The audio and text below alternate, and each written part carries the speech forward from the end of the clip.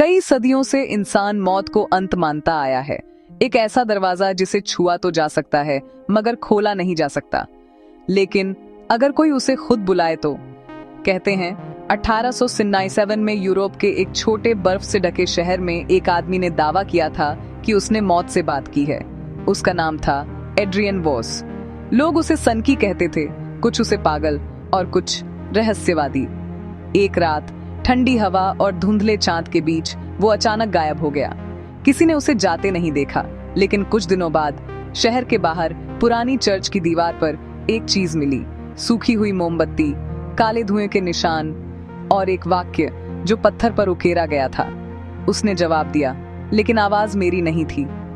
लोगों ने मजाक उड़ाया, पर रात होते ही चर्च के आसपास अजीब आवाजें आने लगी, फुसफुसाहट जैसी, या जैसे कोई सांस ले रहा हो। अब सवाल ये नहीं था कि एड्रियन पागल था या नहीं, सवाल ये था कि क्या उसने सच में मौत को बुलाया था।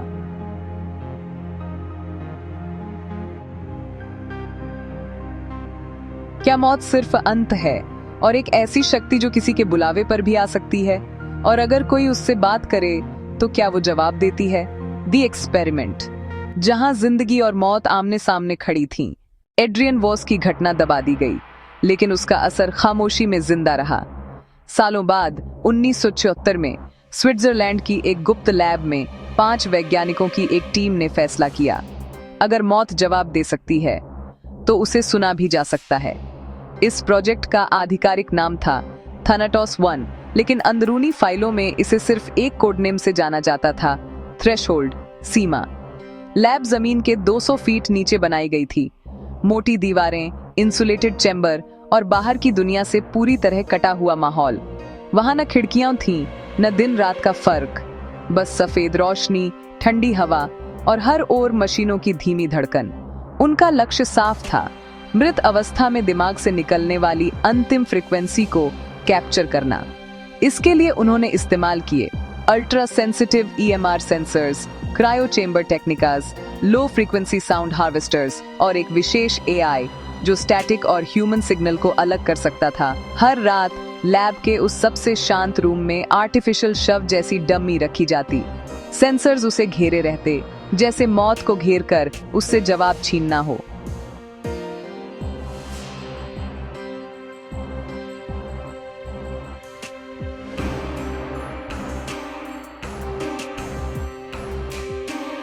अगर आत्मा कोई आवृत्ति है तो वो कहीं ना कहीं रिकॉर्ड हो सकती है, और अगर रिकॉर्ड हो सकती है तो उससे बात भी की जा सकती है। शुरुआती हफ्तों में कुछ नहीं मिला, स्टैटिक, नॉइज, मशीन फीडबैक। बाकी वैज्ञानिक थकने लगे, फंडिंग कम होने लगी। लेकिन एक रात कुछ बदला। व्हाइट लैब लाइट्स की रोशनी में अचानक कुछ फ्लिकर हुआ। सेंसर्स ने एक अजीब ड्रॉप कैप्चर किया, ऐसा जो न बिजली था न मशीन का फॉल्ट। ये साइलेंस नहीं था, ये किसी चीज का इंतजार था। ये साइलेंस नहीं था, ये किसी चीज का इंतजार था। और यही वो पल था जब जिंदगी पहली बार मौत के बराबर खड़ी थी। उस रात चैम्बर के अंदर सब कुछ वैसा ही था, डमी, सेंसर्स, मशीन्स, लेकिन हवा में एक ऐसा सुकून था जो असामान्य रूप से भारी लग रहा था, जैसे किसी अनदेखी चीज ने कमरे में जगह घेर ली हो। रात 2:11 पर मेन कंसोल ने पहली बार एक अनजाना सिग्नल पकड़ा। ये कोई बीप नहीं था, कोई मानव आवाज नहीं, और न ही स्टैटिक। ये कुछ ऐसा था जैसे किसी ने सांस लेकर उस सांस को रो दिया हो। स्पेक्ट्रोमीटर रीडिंग्स अचानक स्पाइक हुए, 7.3 Hz, यानी वो फ्रीक्वेंसी जो इंसानी दिमाग मौत से ठीक पहले छोड़ता है। लेकिन यहाँ कोई मर नहीं रहा था। डॉक्टर हेलर ने हेडफोन्स लगाए और पहली बार उन्हें लगा कि साउंड नहीं, प्रेजेंस रिकॉर्ड हो रही है। उस सिग्नल में नॉइज थी, लेकिन नॉइज के पीछे एक धड़कन जैसी लहर, अनस्टेबल, ब्रोकन, पर मौजूद। ये मशीन ग्लिच है। लेकिन तभी उस स्टैटिक में 0.8 सेकंड का पॉज आया, इतना परफेक्ट पॉज कि वो रैंडम नहीं हो सकता था। AI ने उसे आइसोलेट किया, और जब वेव फॉर्म को स्लो किया गया तो पहली बार ये सुना गया। यूं लगा जैसे मौन ने पहली बार आवाज निकाली हो। कुछ साइंटिस्ट्स कांप गए, कुछ रो पड़े बिना वजह, और बाकी चुप रहे, क्योंकि वो जान गए थे कि ये हेलुसिनेशन नहीं हो सकता। डॉक्टर हेलर ने केवल एक लाइन लिखी अपनी लैब नोटबुक में, साइलेंस जस्ट रिस्पॉन्डेड। और उसी रात उन्होंने डमी को हटाकर एक नई चीज चैम्बर में रखी, एक पुराना बंद ताबूत जिसके अंदर कुछ नहीं था। अब मौत को बुलाया नहीं जा रहा था, उसे सुनने की कोशिश की जा रही थी। उस ताबूत को चैम्बर में रखे सिर्फ 19 मिनट हुए थे। मशीन्स स्थिर थीं, हवा शांत और सब कुछ उतना ही सामान्य जितना मौत का सन्नाटा होता है। लेकिन फिर एआई ने खुद ब खुद एक नया लॉग फाइल बनाना शुरू किया। कोई कमांड नहीं दिया गया था, कोई इनपुट नहीं था। स्क्रीन पर पहले सिर्फ डॉट्स दिखे, फिर वेव फॉर्म उभरी। इस बार स्टैटिक नहीं, एक पैटर्न। रॉ ऑडियो को स्लो किया गया, फिर उसे रिवर्स किया गया, फिर आइसोलेट, और तब पहली बार वो सुना गया। तुम सुन। सबको लगा शायद दिमाग खेल कर रहा है, लेकिन सिग्नल यहीं नहीं रुका। वेव फॉर्म की दूसरी लेयर में शब्द नहीं, अक्षरों की धड़कन थी। एआई ने उसे कंप्रेस करके रीडेबल पल्सेस में बदला, और जो डीकोड होकर निकला वो एक सेंटेंस नहीं था, वो एक ताना था। You can hear us, but you do not understand us. ये मानव भाषा में नहीं बोला गया था, ये भाषा एग्जिस्टेंस के बाहर की थी, जिसे एआई ने अप्रोक्सीमेट करके ट्रांसलेट किया था। Maybe it's a residual echo, leftover impulse. लेकिन तभी दूसरी फ्रीक्वेंसी उभरी, लो, फ्रैक्चर्ड, जैसे कई परछाइयां एक साथ बोल रही हों। सीमा, गलत दिशा।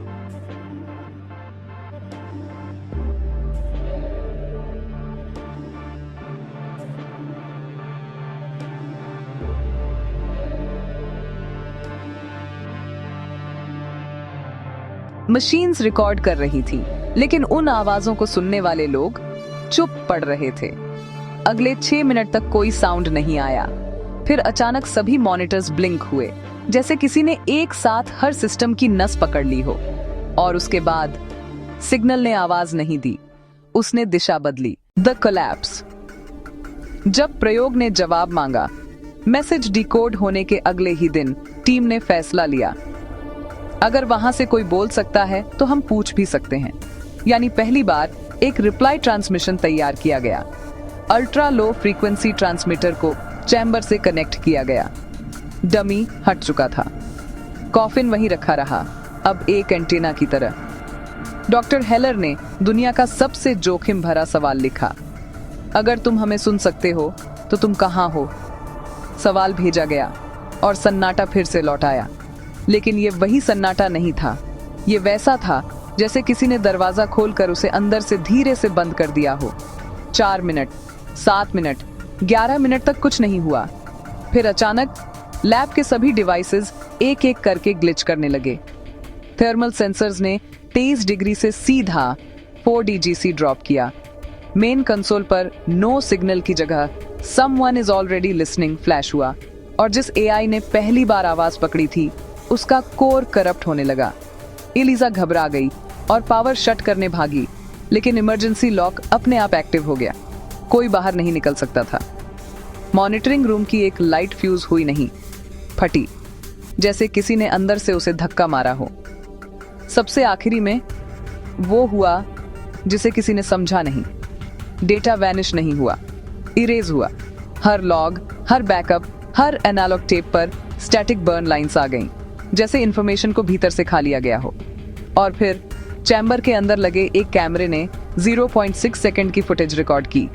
फ्रेम पूरी तरह काला था, लेकिन उसमें एक चीज हिली। कोई आकार नहीं, कोई चेहरा नहीं, सिर्फ प्रेजेंस, जैसे खाली जगह ने रूप ले लिया हो। उस रात 5 में से एक साइंटिस्ट, डॉक्टर लियोन रिश्टर, गायब हो गया। बिना चीख, बिना दरवाजा खुले। उसका आईडी कार्ड लैब फ्लोर पर मिला, लेकिन उसका बॉडी नहीं। बाकी 4 लोग बचे, लेकिन कोई पहले जैसा नहीं रहा। एक ने खुद को म्यूट कर लिया, एक ने सुनना बंद कर दिया, तीसरा बोलना भूल गया, और डॉक्टर हेलर, वो बस हंसता रहा, मगर उसकी हंसी किसी इंसान जैसी नहीं थी। The revelation. मृत्यु कोई अंत नहीं, एक दिशा है। थानाटोस 1 प्रोजेक्ट को अगले ही हफ्ते बंद कर दिया गया। सरकारी रिकॉर्ड्स में इसे इक्विपमेंट फेलियर बताया गया और 5 वैज्ञानिकों को क्लासिफाइड साइकियाट्रिक आइसोलेशन में भेज दिया गया। लेकिन दिमाग की हर बंद दीवार हमेशा के लिए आवाजें नहीं रोकती। डॉक्टर लियोन रिच्टर, जो गायब हुआ था, उसके डिसअपीयरेंस के 17 दिन बाद एक पुराने रेडियो टेलीस्कोप स्टेशन में सिग्नल डिटेक्ट हुआ। उस सिग्नल की फ्रीक्वेंसी थी 7.38, वही जो पहली बार आई थी। टेक्नीशियंस ने पहले सोचा कि यह इंटरफेरेंस है, मगर जब उन्होंने उसे बूस्ट करके सुना तो एक आवाज आई। वो आवाज मानव जैसी थी, लेकिन लय वैसी नहीं थी जैसी कोई बोलता है, जैसे शब्द सांसों के बीच फंसे हों। डिकोडेड मैसेज में सिर्फ इतना लिखा मिला, मौत दिशा है, तुम्हें रास्ता गलत मिला। उसके बाद 3 थ्योरीज उभरी। Theory 1, death as energy transfer. कहा गया कि जब इंसान मरता है उसकी चेतना खत्म नहीं होती, वो फ्रीक्वेंसी में बदलती है, जैसे रेडियो से किसी दूसरे स्पेक्ट्रम में शिफ्ट हो जाना। Theory 2, the boundary hypothesis. मौत कोई दरवाजा नहीं, एक दिशा है। टाइम और कॉन्शियसनेस लीनियर नहीं, बल्कि लेयर्ड हैं। हम सिर्फ एक लेयर में फंसे हुए हैं। Theory 3, the God seat paradox. शायद इंसान वहां पहुंचने की कोशिश कर रहा है जहां कभी उसे होना ही नहीं चाहिए, क्योंकि जो बात मौत समझाती है उसे भगवान भी नहीं दोहराता। थानाटोस रिसर्च पेपर्स कभी पब्लिक नहीं हुए, मगर कुछ फ्रैगमेंट्स आज भी डीप वेब पर तैरते हैं। जले हुए इक्वेशंस, टूटी हुई ऑडियोज और एक पैटर्न जो किसी ने फिर डिकोड करने की कोशिश नहीं की। डॉक्टर हेलर आखिरी बार जब देखा गया तो वो दीवार पर उंगलियों से एक ही सिंबल बनाता जा रहा था, बार बार। वो सिंबल दिशा नहीं था, वो एक सवाल था। अगर अंत नहीं तो आगे क्या है? और शायद उसी सवाल ने मौत को पहली बार जवाब देना सिखाया था। जिंदगी सवाल है और मौत उसका जवाब। हमने हमेशा मौत को एक फुल स्टॉप माना, एक अंधेरा पर्दा जिसके पीछे कुछ नहीं। लेकिन शायद गलती यही हुई। शायद मौत खत्म नहीं करती, वो बस दिशा बदल देती है। जिंदगी सवाल है, जिज्ञासा, धड़कन, तलाश, और मौत शायद वो उसी सवाल का जवाब है जिसे हम सुन तो सकते हैं पर समझ नहीं पाते। थानाटोस 1 का प्रयोग बंद हो गया, मशीन्स चुप कर दी गईं, फाइल्स इरेज कर दी गईं, लेकिन आवाजें कभी पूरी तरह नहीं मरती। किसी डिजर्टेड लैब के स्टैटिक में, किसी पुरानी फ्रीक्वेंसी की दरारों में कभी कभी अब भी एक फेंट विस्पर सुनाई देती है, तुमने दरवाजा खोला नहीं, बस गलत दिशा में खड़ा हो गए। और जो साइंटिस्ट गायब हुआ था उसका नाम किसी रिकॉर्ड में नहीं बचा, लेकिन कुछ कहते हैं उसकी आखिरी सांस ने इंसानी दुनिया छोड़ी नहीं, बस चैनल बदल लिया। हल्का पॉज, फिर एक आखिरी लाइन जैसे कमेंट मैग्नेट। शायद मौत से डरने वाले ही कभी उसे समझ नहीं पाए।